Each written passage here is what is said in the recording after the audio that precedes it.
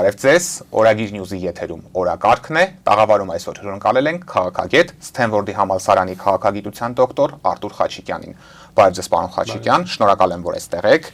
Պարոն Խաչիկյան, ուզում եմ մեր զրույցը սկսեմ վաղը Մոսկվայում կայանալիք հաղթանակի զորահանդեսից, որին մասնակցելու է նաև Նիկոլ Փաշինյանը, սակայն այս տեղեկությունը հայկական կողմը միայն 3 հաստատեց, ընդ որում դա արեց անձամբ Փաշինյանը։ Ըստ ձեզ ի վերջո ինչ է ստիպեց կառավարության ղեկավարին մեկնել Մոսկվա եւ ինչու հայկական կողմը մինչև վերջին պահը չէր հայտնում իր այս որոշման մասին, ինչ էր թաքնված այս լռության տակ։ Նախ հույս ունենանք, որ վաղը հարձակում չի լինի լայնածավալ դրոնային Մոսկվայի վրա, կարծիքով երկու կողմներ դա պատրաստում են, հույս ունենանք, որ անվտանգությունը կապահովի։ Երկրորդը իր գնալը Մոսկվա այս պայմաններում, այս կոնտեքստում անընդհատ փոխադարձ հայհոյանքների, վիրավորանքների կոնտեքստում եւ մեր տապալված հարաբերությունների կոնտեքստում կարելի է տեսնել միայն որպես ստիպված քայլ, ուղղակի ստիպված էր գնալ հույս ունենալով ինչ-որ բան փրկել իր հարաբերությունների մեջ Ռուսաստանի հետ, քանի որ տեսան այս խումբը տեսավ, որ իր այդ արևմտյան, այսպես ասած, կողմնորոշումը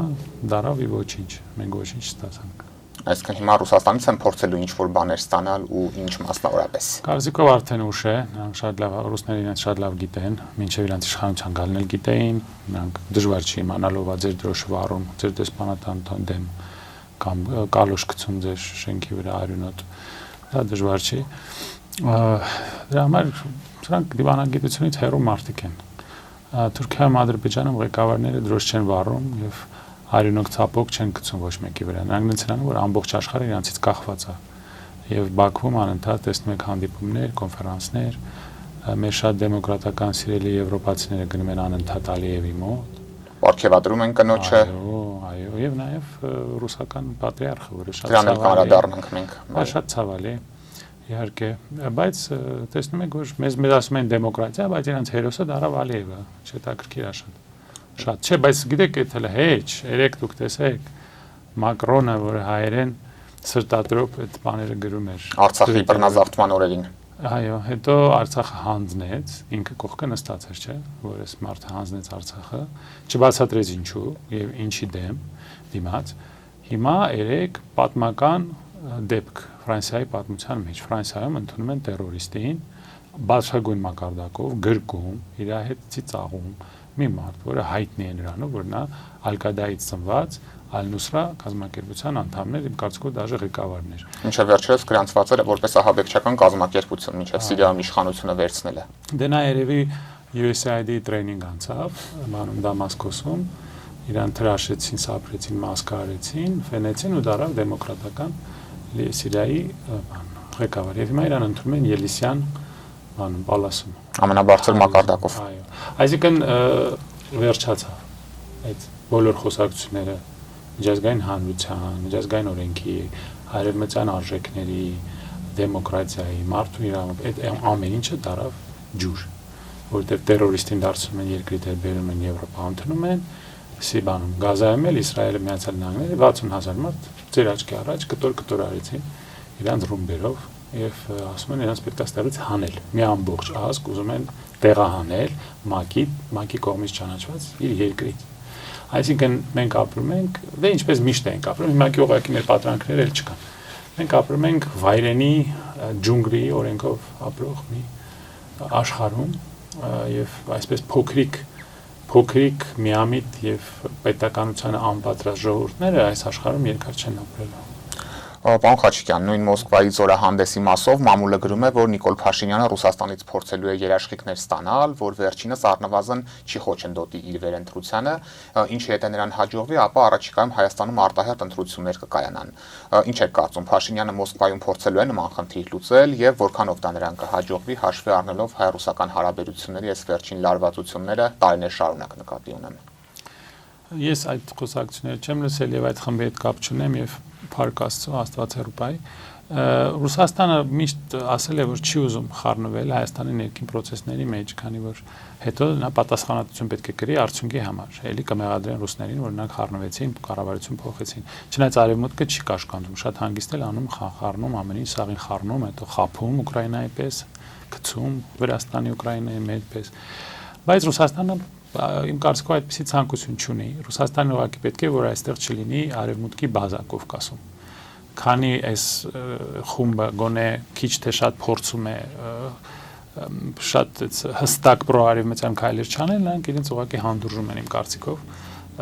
Ես չեմ կարծում նրանք այքան միամիտ են, որ կարծեն, որ այս կառավարությունը կարող է ինչ-որ ձևով սկսել հարգել Ռուսաստանի շահերը։ Սրանք արևմուտքի Թուրքիայի, մասնավորապես Թուրքիայի, Անգլիայի գործակալներ են։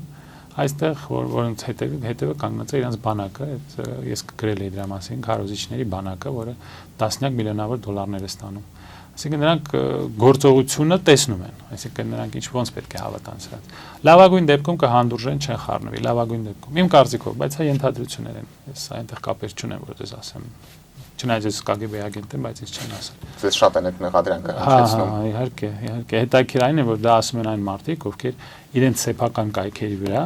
USAID-ի կայքի վրա եթե գնաք, գրածա թե ինչքան փող են ստացել ամեն տարի։ Գնացեք իրանց կայքի վրա նայեք։ Դա ես չեմ ասել, իրանց կայքում իրենք։ Հա, այսինքն փող ստացողը իր երկիրը հանձնողը, վաճառողը ուրիշին ասում է, որ դու ագենտ ես։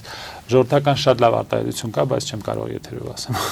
Գիտեք, դա որն է։ Հասկանալի է, այսինքն պարոն Խաչիկյան, ամեն դեպքում դուք բացառում եք, որ ռուսական կողմը կարող է ընտրական գործընթացներին միջամտել, այս ու եւ լավագույն դեպքում չեզոքություն կարող է պահպանել եւ որևէ տեխնացուի առնվազն բացահայտ աջակցություն չցուցաբերել։ Ես ճիշտ եմ հասկանում այս տեսակետը։ Ես տենց տեղեկություն չունեմ եւ ես չեմ կարծում, որ նրանք դա կցանկանան անել, որովհետեւ եթե դու խառնում ես ինչ-որ երկրի գործերի մեջ, դա հետո պատասխանատվություն ես կրում արդյունքի համար։ Ցանկացած տեխնացուի պարագայում։ Դե եթե նրանք մինչև հիմա Պուտինին մեղադրում են, որ նա ասեց նա դավաճան չի։ Մինչև հիմա մեղադրում են, որ դուք խառնվեցիք մեր գործերի մեջ։ Շատերը ասում են նաև 21-ին Նիկոլ Փաշինյանի վերընտրությունը հենց Ռուսաստանի աջակցությամբ տեղի ունեցավ։ Բա կներեք, եթե տենց բան կա, բա մենք ոնց ենք ռուսների ագենտ։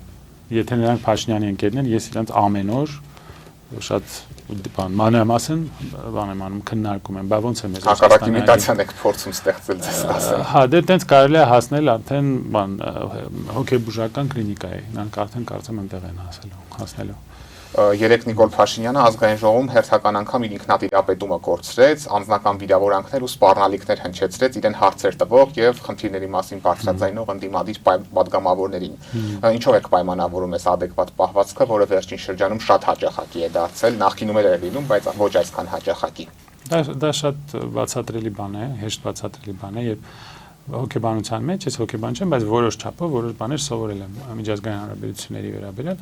երբ մարդը տեսնում է, որ նա ամեն ինչ տապալում է, նա տեսնում է, որ բոլոր իր հույսերը չարդարացվեցին, որ իր ժողովրդին բերեց ամենամեծ ողբերգության վերջի 100 տարվա ընթացքում։ Մենք այսպիսի ողբերգության չենք եկել, որ իրեն խաբեցին, նա սխալվեց, նա կամ պետքա տղամարդ լինի ընդունի, որ ես մեղավոր եմ եւ գնա։ Բայց դա համար պետքա տղամարդ լինել։ Իսկ մյուսի համար նա սկսում է մերժել, որ նա սխալ է կատարել, ասել որ այդպեսի բան չի եղել, հերքել, ասել որ այդպեսի բան չի եղել, դուք եք մեղավոր, սկսում է մեղավորներ փնտրել, սկսում է մարդկանց վրա հարձակվել, դա նորմալ է, ցավոք սրտի, դա հոգեբանական ռեակցիա է տապալված մարդու։ Բայց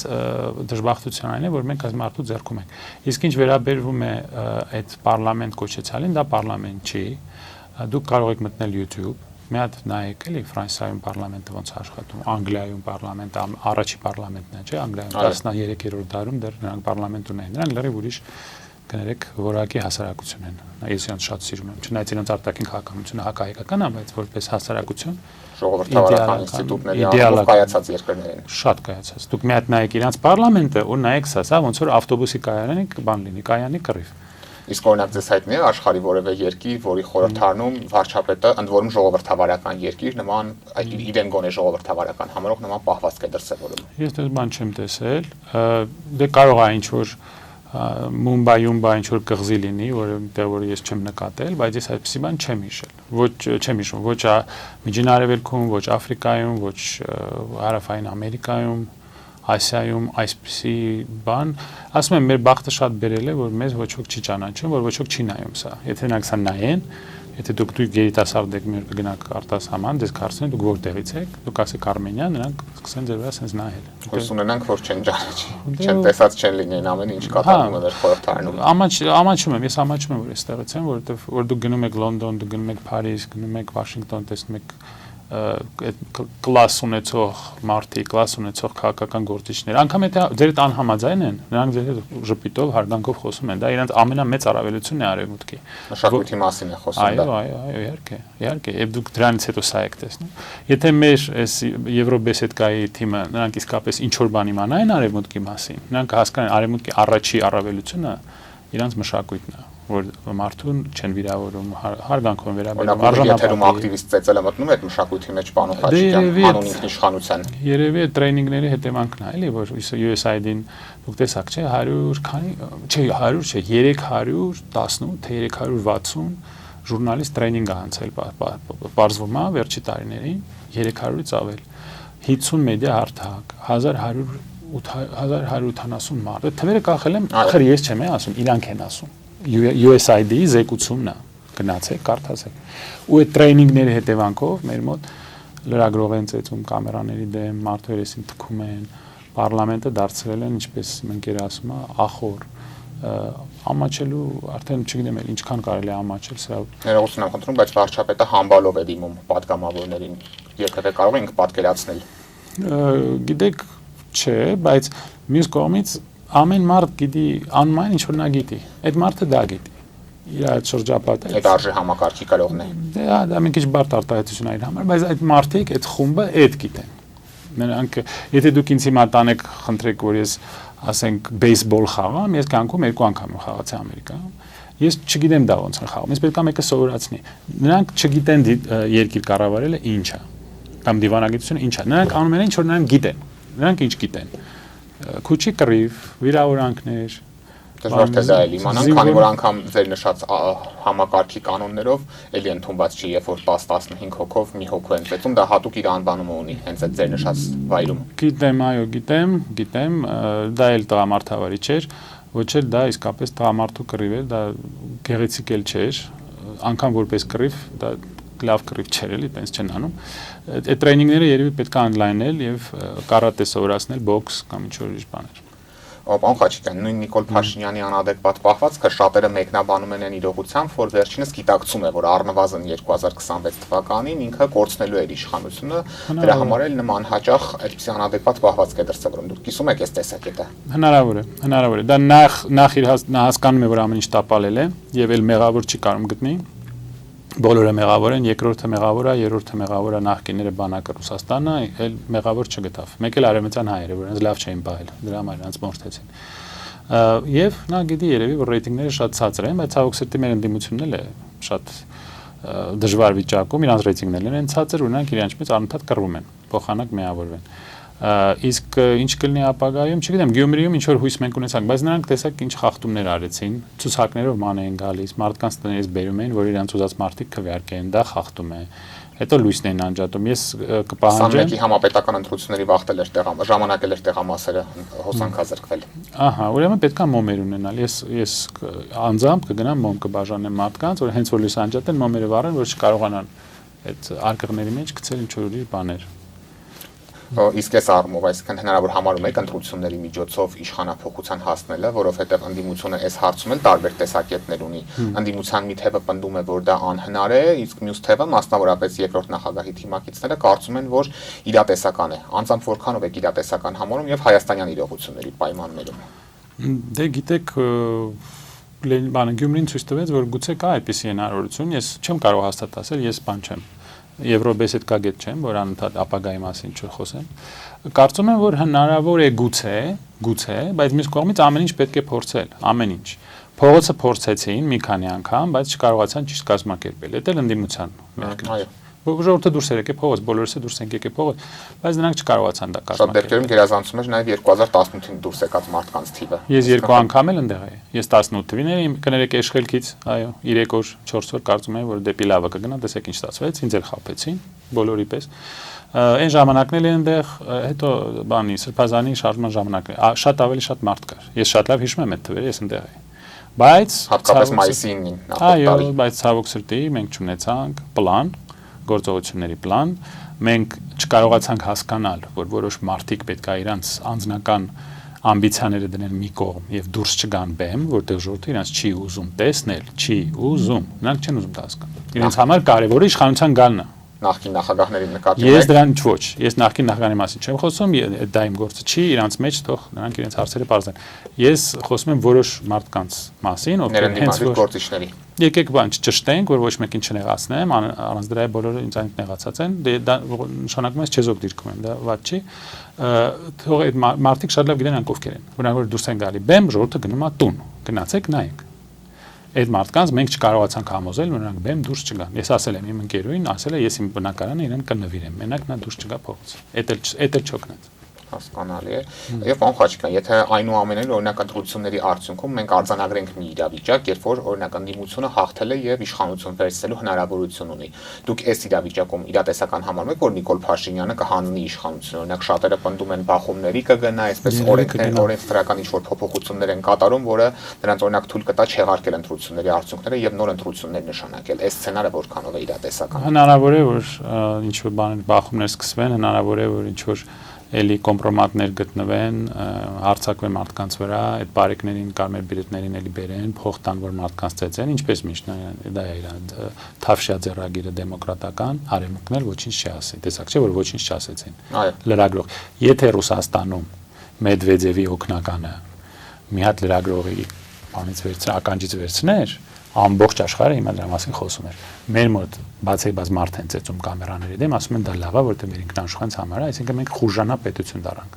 Մի հատ արևմտյան կազմակերպություն դրա մասին չխոսած։ Դե հիշենք, որ նախորդ տարի հունիսի 12-ին, երբ որ ցուցարարների նկատմամբ ռուսացիային նռնակներ էին կիրառում, Միացյալ Նահանգների դեսպանատունը ցուցարարներին մեղադրեց։ Իսկ Վրաստանում, երբ որ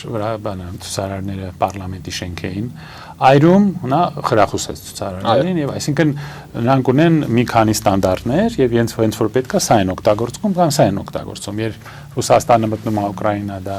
խախտում է միջազգային օրենքի, երբ Թուրքիան մտնում է Սիրիա, դա խախտում չի։ Երբ Իսրայելը մտնում է Գազա, ասում է դուս եկեք ստեղից, քանի 2 միլիոն մարդ,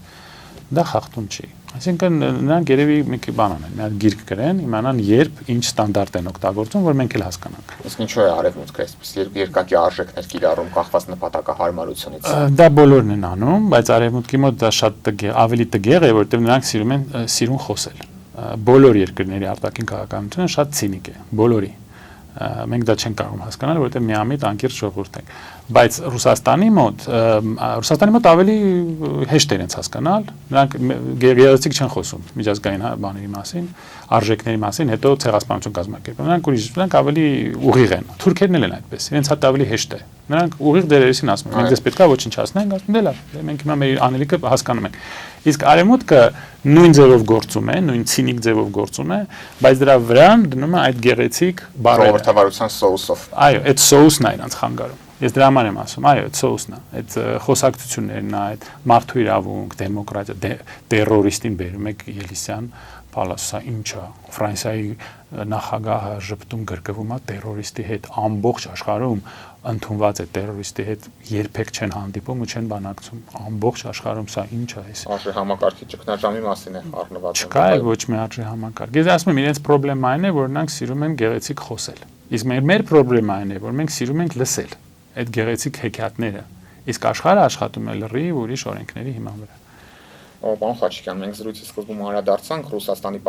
ռուս պատրիարք Կիրիլի կողմից Ալիևի կնոջ Ադրբեջանի առաջին փոխնախագահ Մեհրիբան Ալիևային պարգևատրելու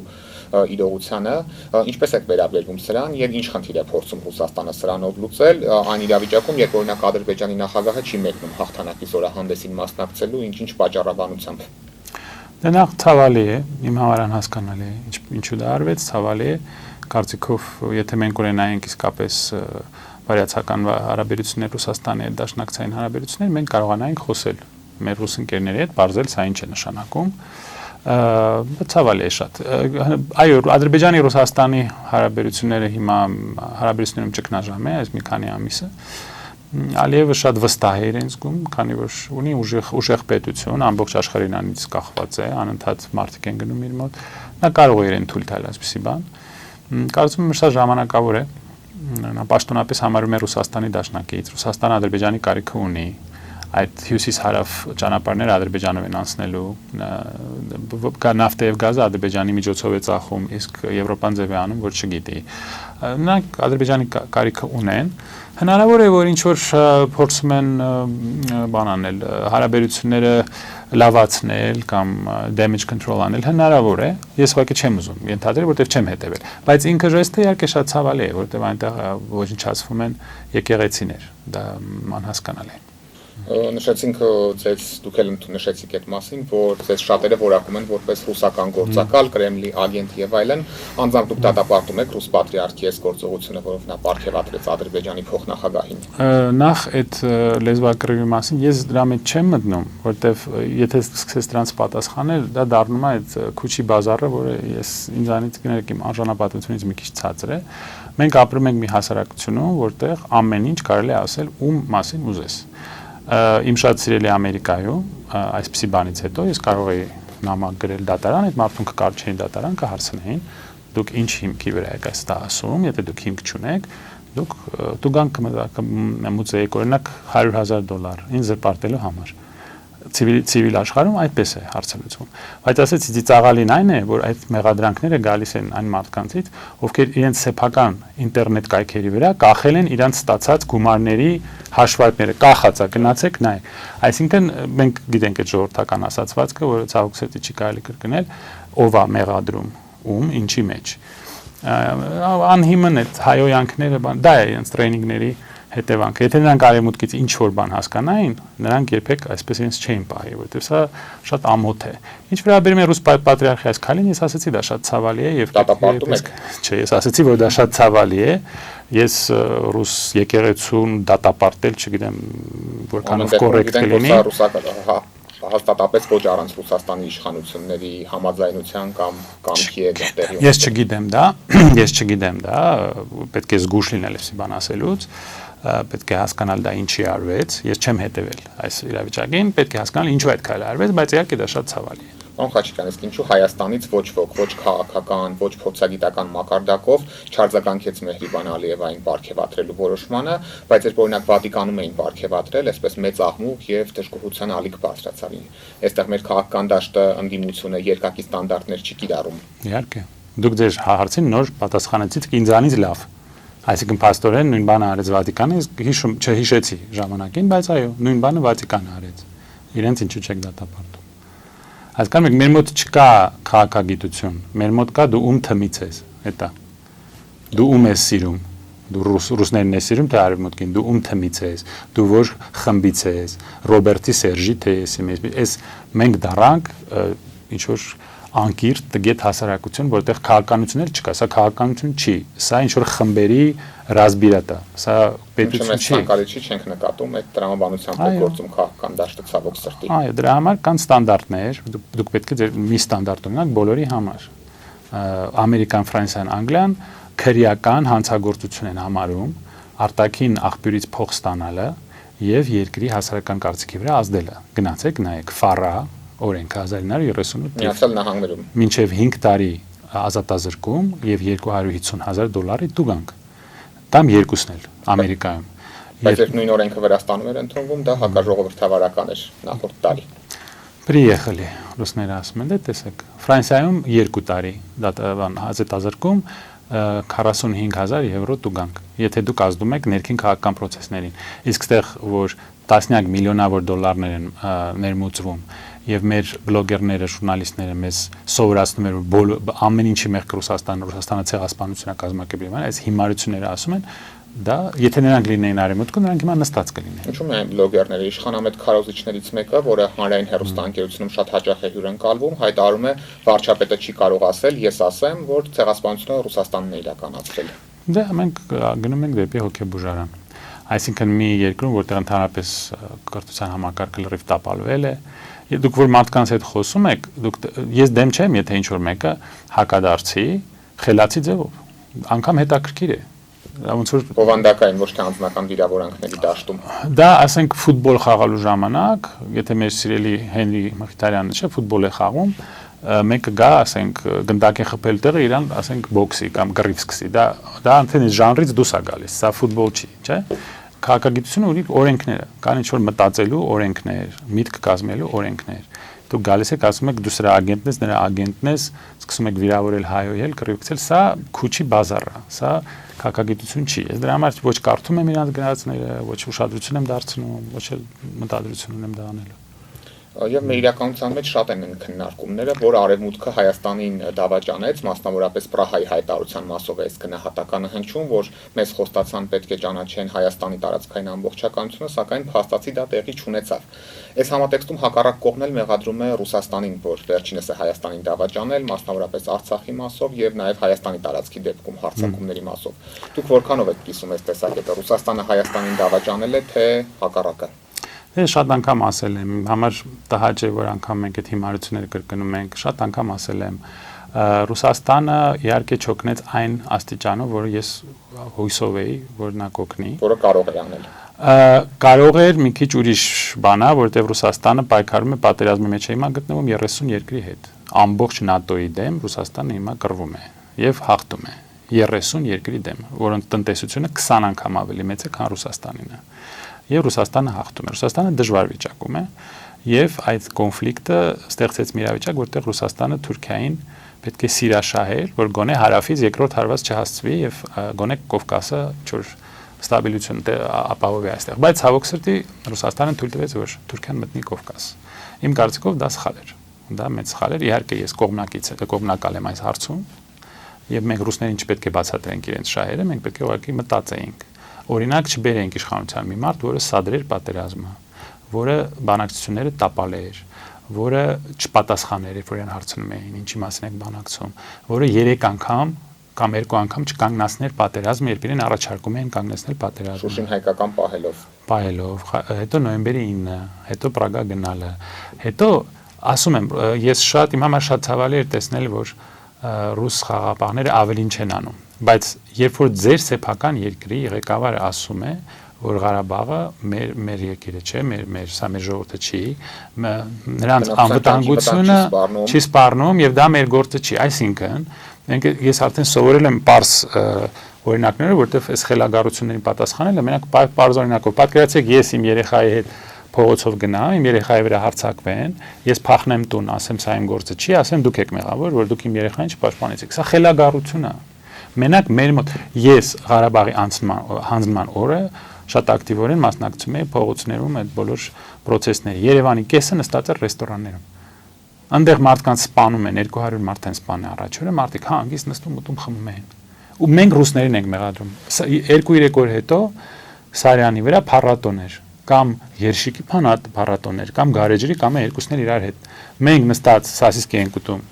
բան ենք խմում, մենք Վանյային ասում ենք Վանյա ջան, գնա մի հատ մեզ համար մեռի Ղարաբաղում։ Սա կարող է լինել մենակ խելագար ինչ-որ հասարակության այդպիսի խոսակցություններ։ Պարտավորություն ստանձնել էր, որը չարեց այնուամենայնիվ, եթե դուրս գանք։ Փաստացի Հայաստանը զորք չուներ Արցախում, պարոն Խաչիկյան։ Հայաստանը պետք է իր աշխատավորի Արցախի անվտանգությունը։ Մենք այդ պարտավորությունը ունենք, ոնց զորք չունենք։ Ասում են նոյեմբերի 9-ից հետո չունենք, 22 թվականին էլ վերջին զորքը դուրս էր եկել Արցախից, այդ պարտավորությունը անվտանգության երաշխավորի, այսպես ասած, պատվիրակված է ռուսական կողմի նոյեմբերի 9-ի հայտարարությամբ։ Գիտեք, դա էլի մանիպուլյացիա է, դա բան այդ կրկնել է, մանդատ չունեին, մանդատը հաստատված չէր, բայց եկեք նորից բացատրենք խաղաղապահ ուժը ինչ է, որտեղ մերոնք դա էլ չգիտեն։ Խաղաղապահ ուժը նշանակում է, որ այնտեղ կան ուղղակի զինված արբիտրներ, դա նույն բանն է, ինչ որ ռեֆերի լինելը։ Ֆուտբոլ խաղալու ժամանակ չէ, կան չէ, մեկը սուլիչով, դաշտում, երկուսն էլ կողքերից, չէ, որ օֆսայդ են ասում։ Խաղաղապահները ռեֆերի են, նրանք չեն կարող պատերազմ կանգնեցնել, ոչ էլ իրավունք ունեն պատերազմ կանգնեցնել։ Նրանք կարող են մենակ զեկուցել խախտումների մասին եւ իրենց սեփական ներկայությամբ ինչ որ ձևով զսպել փոքր խախտումները։ Եթե մեծ պատերազմ է գնում, նրանք ոչինչ չեն կարող անել։ Դուք տեսաք Լիբանանում ինչ արեց Իսրայելը խաղաղապահներին։ Բայց ինչու չեն ասում ՄԱԿ-ը չպաշտպանեց Լիբանանը։ Ռուսները մանդատ չունեին դա անելու։ Եվ երկրորդը մենք պարտավորություն ունենք պաշտպանել մեր ժողովուրդը, սա մեր ժողովրդի մի մասն է։ Մենք այնտեղից ինչ նշանակում զորքերը հանել ենք կամ դա չի նշանակում որ մենք չպետք է պաշտպանենք այդ մարդկանց։ Դուք պատմության մեջ այդպիսի բան հիշում եք, որ ինչ որ մի ժողովուրդ ասի մենք մեր այս մասը չենք պաշտպանում, դա մեր գործը չի։ Բայց նաև փորձեմ ձեզ հակադարձել մեկ այլ օրինակով, երբ 2008 թվականին Հարավային Օսիայում ռուս խաղաղապահ սպանվեց, դա պատրվակ դարձավ, որ Ռուսաստանը բոլորովին այլ գործողություններ իրականացնի այնտեղ, բայց երբ Արցախում 6 խաղաղապահ, եթե չեմ սխալվում, սպանվեց, այսպես Պուտինը կարծես բավարարվեց միայն Ալիևի ներողությամբ։ Այո, որովհետև Վրաստանը 2008 թվականին այն դերը չուներ Ռուսաստանի համար, որը ունի Թուրքիան եւ Ադրբեջանը այս կոնֆլիկտի պայմաններում։ Թուրքիան եւ Ադրբեջանը շատ խելացի են, նրանք շատ լավ գիտեն երբ ինչ անել։ Մենք երբեք դա չենք կարողանում հասկանալ։ Նրանք սպասեցին այն պահին, երբ Արևմուտքը եւ Ռուսաստանը էլի գնացին բախման, իսկ Թուրքիան 200 տարի միշտ արել է նույն բանը։ Երբ որ Արևմուտքը եւ Ռուսաստանը բախվել են, Թուրքիան իր պահանջները առաջաբերել։ Թուրքիայի գինը մեծացել է այդ ժամանակ։ Այո, այդ գինն էլ մենք մուծեցինք, այո, ցավոք սրտի։ Դա կոչվում է միջազգային քաղաքականություն։ Իսկ այդ հիմար այդ բացատրությունները մենք զորք չունեինք, մենք չպետք է գիտեք, արդարացումները միշտ կարելի է մտածել, միշտ։ Եթե մենք պարտավորություն չունեինք այնտեղ, ինչու ենք մենք ստորագրում նոյեմբերին պայմանագիր որպես ինչ։ Եթե մենք ընդհանրապես որևէ դա մեր ազգը չի, մեր տարածքը չի, ինչու եք դուք նոյեմբերի 9-ի պայմանագիր ստորագրում։ Ուրեմն դուք պետք է ասեք գնացեք Ադրբեջանի հետ նոյեմբերի 9-ը ստորագրեք, Ղարաբաղի Ադրբեջանի միջև, կամ ռուսները թող Ադրբեջանի հետ ստորագրեն։ Ամեն դեպքում դավաճանության գնահատականը չափազանցված է այս դեպքում։ Դավաճանություն ինչ է նշանակում, զոհաբերել քո ժողովրդի շահերը, քո ժողովրդի անվտանգությունը կամ կյանքը։ Նկատի ունեմ, որ նշում են ռուսները մեզ դավաճանել են։ Չէ, ես չեմ կարող նրանց դա մեղադրել դավաճանության մեջ, քանի որ մենք մեզ դավաճանեցինք։ Եթե մենք բոլորս գնայինք կռվեինք Ղարաբաղը փրկելու եւ ռուսները ոչինչ չանեին, նրանք էլի ասում են մենք Ղարաբաղ միշտ էլ ասել ենք, որ Ղարաբաղի հարցում մենք չեզոք ենք։ Օրինակ ջերմուկի հարցակումը նրանք պարտավոր են ինչ-որ բան անել։ Այդ հարցում ես այո հարցեր ունեմ, կարծում եմ որ դա սխալ էր։ Ղարաբաղի հարցում մենք մեր սեփական ժողովրդին դավաճանեցինք, մենք ուրիշին ոնց մեղադրենք։ Ես կրկնում եմ, մենք նստած ենք ռեստորաններում։ Այդ օրը Երևանը նստած էր ճաշկերույթներով ենք զբաղված։ Մենք հետո մեզ տարիներով հուշում էին, որ դա մեր ժողովուրդը չի, ղարաբաղցիները թուրքացած են, ղարաբաղցի երեխաներին մինչև հիմա ես գիտեմ մի քանի ընտանիք դպրոցներում ասում են ինչու եք ստեղ եկել։ Երբեք մենք ձեզանից պրծնելու։ Այս ղեկավարությունը չէր ասում ջինգյալի հացի հոտ է գալիս Ֆրանսիայից։ Այո։ Այսինքն հələ դուք նայեք սրանց մանիպուլյացիայի բանը, մակարդակը։ Երևի հաստատ ընդ թուրքերը անգլիացիները նստած իրենց սովորացնում են։ Դուք ձեր բերանով ասում եք, սա այս ժողովուրդը մեր համար բեռ է, Ղարաբաղցիներից ազատվենք, դուք։ Հետո դուք ասում եք ռուսները պետք է իրենց պաշտպանեն։ Ասում եմ նույն բանն է, ես ասեմ, ես երեխանի երեխան չի, վերցրեք, ես իրան չեմ սիրում, գնացեք ինչ ուզում եք անեք, հետո ասեք դուք իմ երեխային դավաճանեցիք։ Սա խելագարություն է։ Անկամ խոսել է սրա մասին, նշանակում է, որ մենք շատ հիվանդ հասարակություն ունենք, որը ընդհանրապես կրթական համակարգ չունի։ Նորմալ հասարակության մեջ այսպիսի խոսակցություն չէր գնա։ Եվ պարոն Խաչիկյան, ուզում եմ անդրադառնանք նաև Նիկոլ Փաշինյանի իմպիչմենտի գործընթացին, Արթունենք շարժումը նամակներով դիմել է ազգային ժողովի 107 պատգամավորներին, առաջարկելով նման գործընթաց նախաձեռնել։ Դուք ինչպես եք վերաբերվում այս գործընթացին եւ որքանով եք իրատեսական համարում սա, եւ գիտենք մենք ունենք մի խորհրդարան, որտեղ իշխող քաղաքացիական պայմանագիր կուսակցությունը ունի բացարձակ մեծամասնություն։ Իրատեսական է նման բան ակնկալել, որ ԿՊԱ-ականները կմիանան այս գործընթացին։ Այստեղ իմ կարծիքի կարիքը չկա, այստեղ թվեր կան։ Հնարավոր է հավաքել անհրաժեշտ քվեները, որպեսզի իմպիչմենտ անել, թե ոչ։ Կան այդ քվեները, կան այդ մարդիկ, ովքեր կստորագրեն, թե ոչ։ Կանները ուղիղ եթերում պատրում են նամակները նրանցից ոմանք։ Հա, ես չեմ նայում այդ շատ խղճուկ բան այդ, այսպես ասած, պարլամենտը։ Դե եթե ձայները չկան, կամ պետք է հավաքել այդ ձայները, կամ երևի չգնալ մի քայլի, որը չի ստացվի, չգիտեմ, ես Փողոցի ճնշում էլ չկա, որ ակնկալենք գոնե դրա ներքո։ Փողոցի ճնշումը մենք ունեցանք, կներեք, ես ընդհատեցի, փողոցի ճնշում մենք ունեինք, դա էլ ոչինչի չբերեց։ Մենք պետքա սրանցից ազատվենք, որովհետև ես մարդկանց հետ խոսում եմ, բոլորը հուսահատված են եւ բոլորը արդեն նայում են դուրս։ Ես ասում եմ, իմ բոլոր ուսանողները ուզում են ստեղից գնալ, արտասահմանում կրթություն ստանալ ու մնալ։ Նրանք ստեղ չեն ապրելու, ոչ էլ ես կապրեի այս իրավիճակում։ Մենք սրանցից պետք է ազատվենք։ Իմ գործը չի ընդդիմությանը, ես անընդհատ ասում եմ միավորվեք, նրանք ասում են այլ բան չի լինի։ Մի միավորվեք։ Որոշեք ձեր մեջ, դուք ոնց եք սա անելու, ցանկացած ձևը, որը բերի դրական արդյունքի, ես կողմ եմ։ Եթե նրանք կարողանան իմպիչմենտ անել, ես կողմ եմ։ Եթե նրանք կարողանան առանց իմպիչմենտի անել, ես դրան եմ կողմ։ Բայց ցավոք սրտի դա դարել է աղանդ։ Հիմա այսքանից հետո չտեսնել, որ այս խումբը տապալեց ամեն ինչ մեր երկրում, բացի ասֆալտից, դա արդեն դեռ կոռուպցիոն ռիսկեր եւ այլն բավականին մեծ ասվել է դրա մասին, հա, դրա համար են տենց պայթում, որովհետեւ իրանց ամենաթույլ տեղն է, դրանք այդ դրոշի տակ եկան, հեղաշրջումը կատարեցին, հիմա իրանք են կոռուպցիայով զբաղվում, դրա համար են տենց պայթում, սրանց պետք է հեռացնել, ոնց դա անել, ցանկացած ձև որ աշխատի, ես կողմ եմ։ Ես գիտեմ, որ ինչ որ տարաձայնություններ կան երկու թիմի մեջ, թող բոլորն էլ անեն, թող տեսնենք որը կստացվի։ Ես բոլորի կողմ եմ, բայց պետք է պլան ունենալ։ Ցանկացածին եւ ես աջակցել եմ, բայց ցավոք սրտի այն մարդիկ, ովքեր առաջ եկան, չկարողացան միավորվել, իրենց էգոն մի կողմ դնել չկարողացան, եւ դա էլի դարավ ժողովրդի ասածով աթոռակռիվ, եւ ժողովուրդը դա տեսավ։ Ժողովուրդը դա տեսնում է։ Երբ որ ժողովուրդը դա, ժողովուրդը հիմար չի, նա տեսնում է դա։ Երբ որ տեսնում է, նա գնում է տուն։ Եվ նաև 18 թվականի փորձն է վախեցրել մարդկանց, մարդիկ մտածում են նորից չսխալվեն, ավելի վատին բերեն, այսպես ասած։ Այո, որովհետև մեզ շատ խոստումներ տրվեցին այդ հրապարակում ու բոլորն էլ խախտվեցին, բոլոր խոստումները խախտվեցին, անգամ կոռուպցիայի դեմ չկարողացան պայքարել, ինչպես ասում էին, անգամ ես գիտեմ, հիմա բոլորը գրպանով են մտածում, ոչ թե Արցախ էլ ոչ մեկին պետք չի, մի մասին, գոնե, որը շատ ցավալի է, բայց այդ բոլոր խոստումները, բարելավման, տնտեսական, ինվեստիցիաներ բերելը, հայերի վերադառնալը, այդ ամեն ինչը դուրս եկավ ճիշտ հակառակը։ Ճիշտ հակառակը։ Մենք հիմա կոտրված վիճակում ենք եւ մարդիկ սպասում են, ինչա հաջորդը լինելու, Սյունիքը հանձնվելու է թե չէ, որովհետեւ նա այդ էլ կհանձնի։ Նա ամեն ինչ էլ կհանձնի, ինչ իրան ասում են, նա անում է։ Այս պահին նման վտանգ։ Հաստատ 100%։ 100%։ Դուք ունեք երկու շատ ուժեղ թշնամի երկու կողմից, դուք ունեք լավագույն դեպքում կիսախելագար կառավարություն, վատագույն դեպքում ուղղակի արտաքին